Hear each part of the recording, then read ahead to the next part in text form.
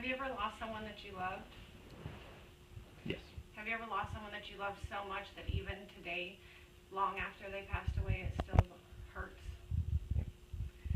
Have you ever known anyone that needed to have an organ transplant?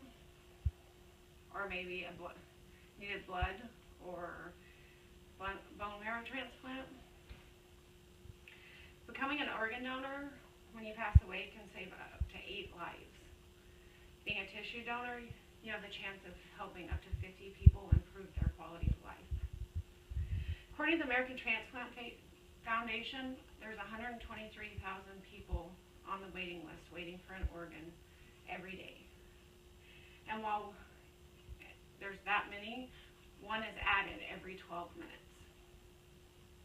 And 7% of those people are going to die while waiting for an organ transplant.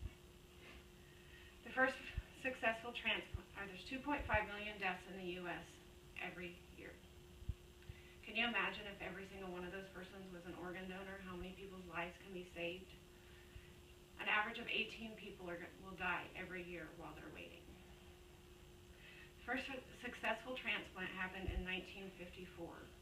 Since then, they've made many advances. There's anti-rejection drugs that they've came out with, and the success rates of the transplants have skyrocketed. According to the U.S. Department of Health and Human Services, about 5 years after a transplant, between 70 and 75% of people who received a transplant are still living and healthy. The statistics on a transplant for a heart, that's pretty amazing.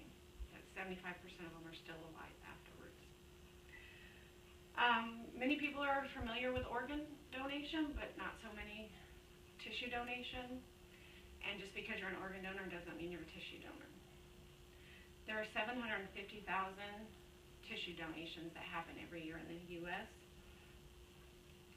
People, burn victims, receive skin. People have bones transplanted so that they don't have to have amputations. Your eyes can help somebody's sight be restored. It's amazing the things they're doing on tissue transplants. There's many myths and misconceptions that are surrounding organ donation. One of those that if you donate your organs, you have to have a closed casket funeral. This is not true. In most cases, doesn't happen at all. The people that are harvesting the organs are very careful to make sure that you're presentable at your funeral. Another one, people think that it costs their family money if you donate your organs. And it doesn't. It costs the person that's donating their organs and their family nothing. Also, many people believe you have to be 18 to be an organ donor. That's not true at all. Any person at any age can be an organ donor. There's many people whose parents that lose their child that decide to donate their child's organs so that another parent doesn't have to watch their child die.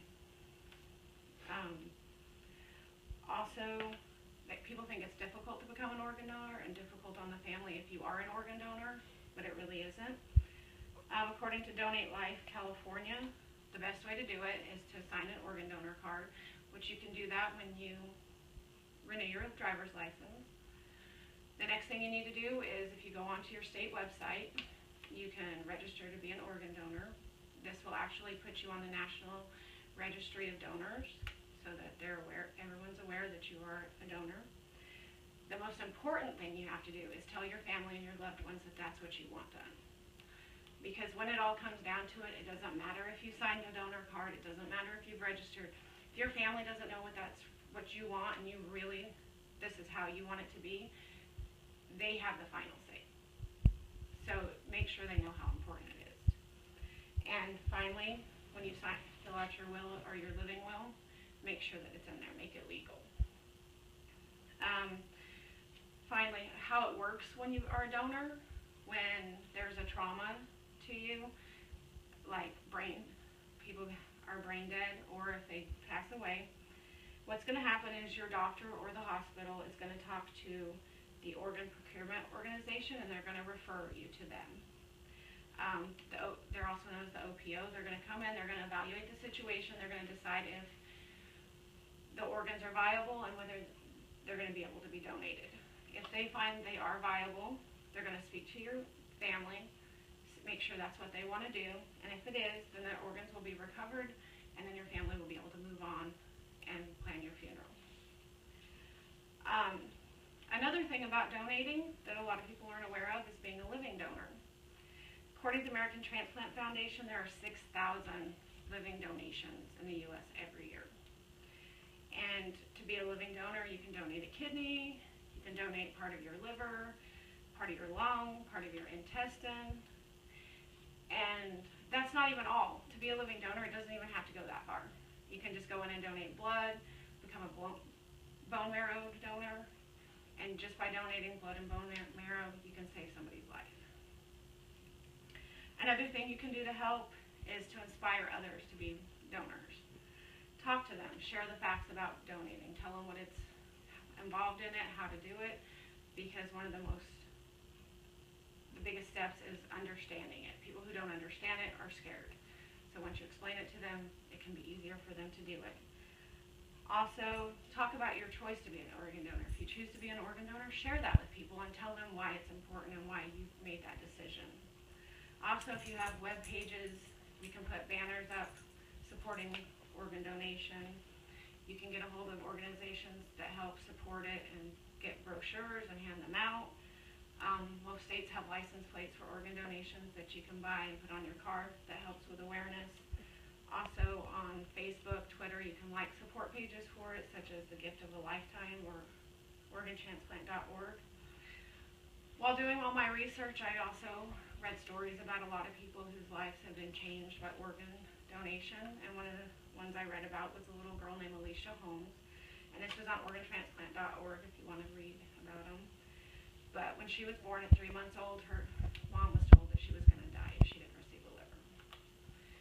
So she got a liver transplant, and right before her first birthday, her body started to reject the liver, and it started to fail. And her mom was told that if they couldn't find a second liver, that she was going to die.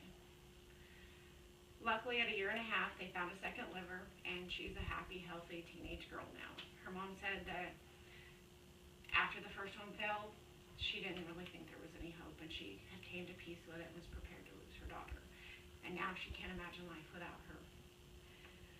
So, in order to help people like Alicia and save their lives, do what you can, become a donor, and spread the word.